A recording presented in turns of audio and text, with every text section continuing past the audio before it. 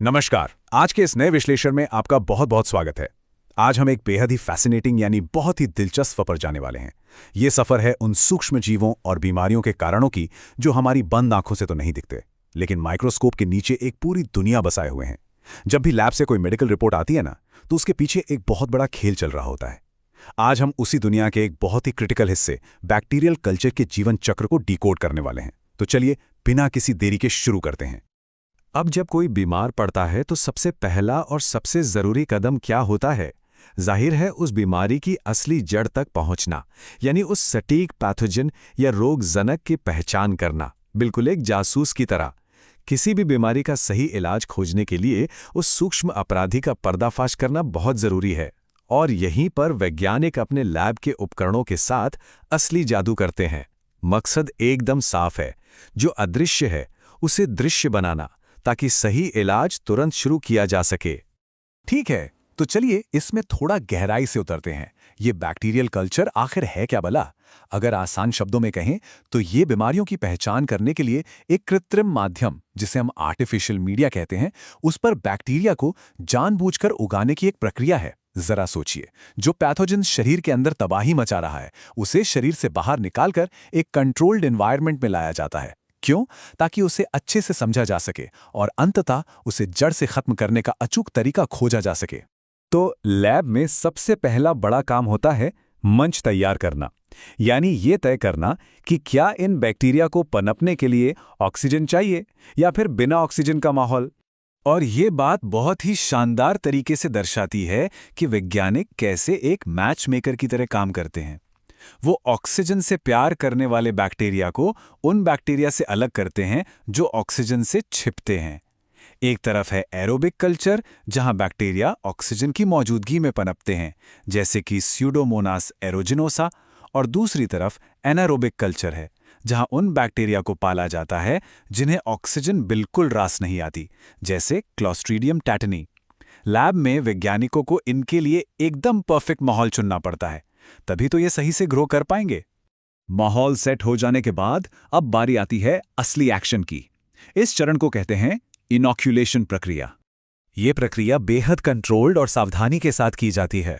सबसे पहले बाहरी मिलावट या कंटामिनेशन से बचने के लिए एक लूप या सुई को पूरी तरह से स्टेरिलाइज किया जाता है, यानी कीटाणु रहित किया जाता है। फिर उसी सुई की मदद से बहुत ही सावधानी से मरीज का सैंपल लिया जाता है और उसे उसके नए घर यानी कल्चर मीडिया में ट्रांसफर कर दिया जाता है। यहां एक छोटी सी भी चूक हुई और बाहर के अनचाहे बैक्टीरिया अंदर आ जाएंगे, इसलिए हर एक कदम एकदम स्टेराइल वातावरण में उठाया जाता है। अब यहां पर जो सबसे दिलचस्प बात है वो है ये खास नंबर 37 डिग्री सेल्सियस। ये कोई रैंडम तापमान नहीं है। इनॉक्यूलेशन के बाद बैक्टीरिया को एक इंक्यूबेटर में रखा जाता है। और 37 डिग्री सेल्सियस ही क्यों? क्योंकि ये हमारे मानव शरीर का नॉर्मल तापमान है। लैब में जानबूझकर ये आरामदायक कोजी माहौल बनाया जाता है, ताकि बैक्टीरिया को लगे कि भाई वो अभी भी इंसान के शरीर के अंदर ही हैं। यही गर्माहट उन्हें तेजी से मल्टीप्लाई करने और अपनी कॉलोनी बनाने के लिए उकसाती है।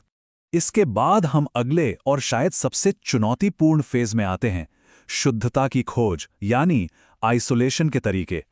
एक शुद्ध कल्चर का सीधा सा मतलब है कि सूक्ष्म जीवों की उस पूरी अव्यवस्थित भीड़-भाड़ में से केवल एक बिल्कुल सटीक बैक्टीरिया को अलग करना। एक सटीक मेडिकल डायग्नोसिस के लिए यह शुद्धता बिल्कुल आवश्यक है। जब तक हमें बैक्टीरिया का वो एक प्योर फॉर्म नहीं मिल जाता, तब तक ये पता लगाना लगभग नामुमकिन है कि कौन सी एंटीबायोटिक उस पर सबसे जोरदार असर करेगी। चलिए आगे बढ़ते हैं और देखते हैं कि ये कैसे काम करता है। उस अकेले बैक्टीरियल स्ट्रेन को अलग करने के लिए वैज्ञानिक 3 अलग अलग तकनीकों का इस्तेमाल करते हैं: स्ट्रीक प्लेट विधि, स्प्रेड प्लेट विधि और पोर प्लेट विधि।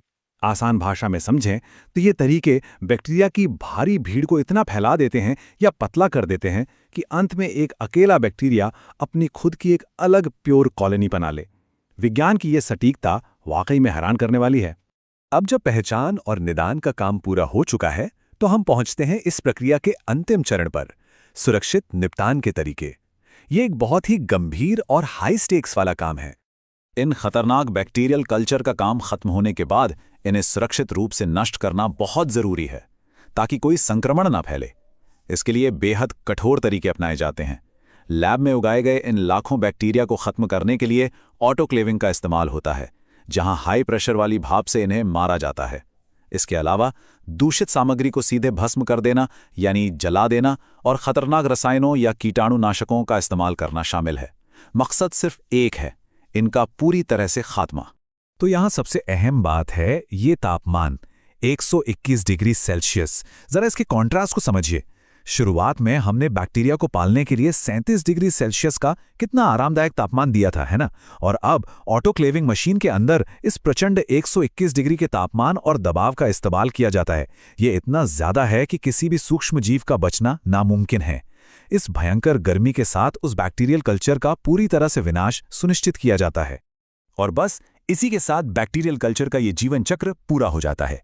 लेकिन लैब में खोज का ये सिलसिला कभी नहीं थमता।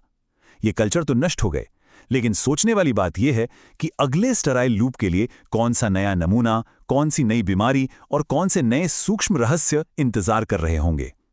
ये एक निरंतर चलने वाला चक्र है जो लगातार हमारे स्वास्थ्य की रक्षा करता है। आज के इस विश्लेषण में हमारे साथ जुड़ने के लिए बहुत बहुत शुक्रिया। उम्मीद है कि ये पर्दे के पीछे की दुनिया आपको भी उतनी ही दिलचस्प लगी होगी।